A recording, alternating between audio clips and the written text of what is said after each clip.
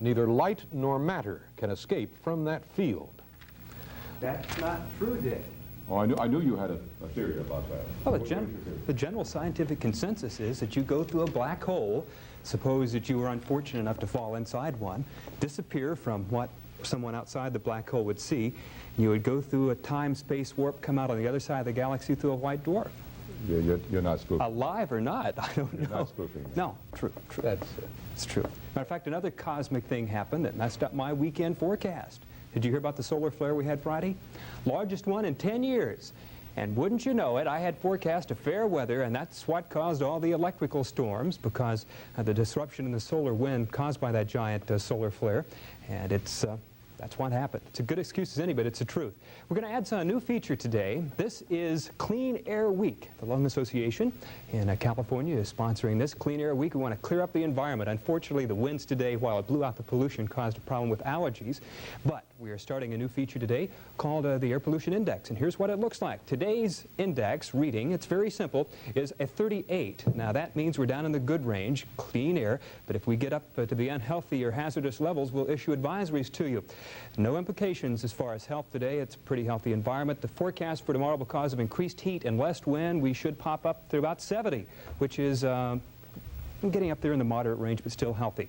Current weather in the valley now. Stockton Airport's coming in with an 80-degree reading. McClellan is 76. Executive is 78. The same downtown. The official Sacramento temperature, 78 Fahrenheit, is 26 Celsius. 37% humidity. We have a northwest wind at 15 miles an hour, and the barometric pressure reduced to sea level is 29.79 and steady. High temperatures in the state of California today, indicated on this map, generally around 80 degrees. We'll be in the low 80s again tomorrow. Along the coast, mid-60s. Just beautiful weather across the entire state. We had some storms yesterday develop and a squall line come through our area, stop about Sacramento, but between us and Marysville, there was a lot of lightning and thunderstorms seen in the foothills. 53 the high today at South Shore, 63 at Reno. Here's an infrared satellite picture showing the western United States. We have a lot of storms falling back in the Rocky Mountain states, light rain falling up through here, but high pressure is moving in from the Pacific. So those clear skies indicate fair weather as far as my forecast reach. About this time in May, when I used to live in Syracuse and the snow would start flying, you'd wonder if spring was ever going to get here. And I am glad I'm not in Syracuse, because it's snowing there right now. All through New England. It'll continue during the day tomorrow. Raining in New York City, where it's 50, 61 at Richmond, Virginia. Selma, Alabama had a tornado go through there, caused some damage to buildings and trees. Hail fell through that area. Also heavy rains, flash flood advisories were posted. The weather east of the Mississippi is an hour old. The weather on the other side of the Mississippi is 5 o'clock Pacific time. 64 at Oklahoma City, 80 at Dallas and Fort Worth. A severe thunderstorm watch in effect for this part of the country. It's snowing in Denver. Winter is not over. 36 degrees there and foggy as well. 48 at Casper, Wyoming. Thunderstorm is in progress right now at Salt Lake City, where it's 55. Phoenix, a thunderstorm there, 70.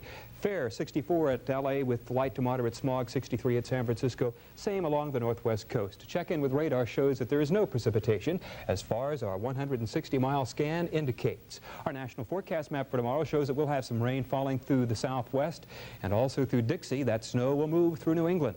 High temperatures around the nation tomorrow.